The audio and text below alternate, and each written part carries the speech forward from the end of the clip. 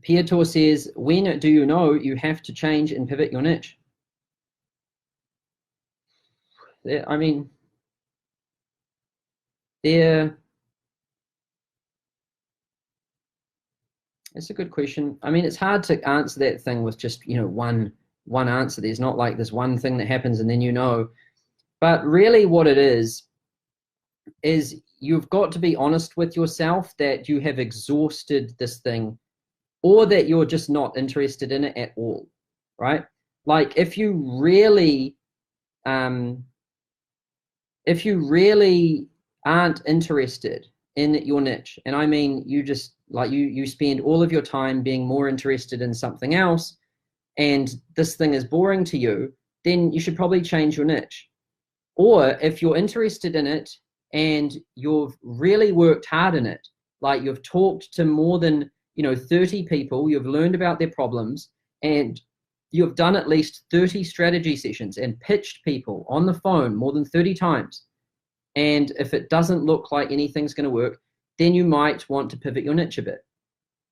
The key is that you've got to be interested in the thing, curious about the thing. That is most important, really, because skill, a lot of people in the world think that skill, like people are born with skill or people are born intelligent or something.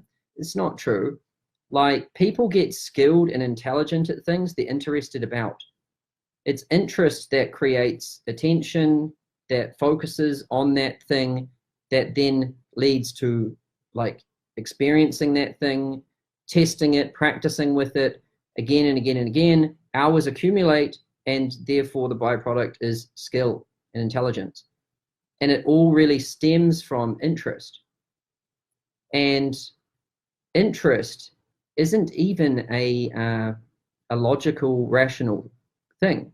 Interest is like a function of the limbic system, which is emotional, and it's the same system in your brain that creates love. So, why do you don't choose your wife or your husband for a purely rational reason. You don't look at like their career and whether you could partner with them and do a JV or do an affiliate promo, or maybe use the money that they've got to seed fund your startup. Like if we chose our partners with pure rational reason, we would look for those things, but we don't. And so really what it is it's an emotional thing, and it's an attachment from your limbic system, and you really need to watch that thing, because if you will get good at things that you're interested in.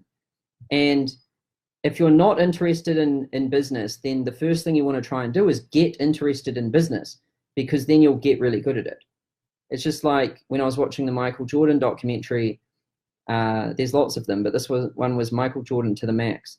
And they asked him, Michael, what's the secret to being the best basketball player in the world? And he said, the secret is to fall in love with the game. And if you do that, everything else happens. And so you need to learn to love working and love like using your computer and working at your desk and all of these. And you also need to love your niche and what you do.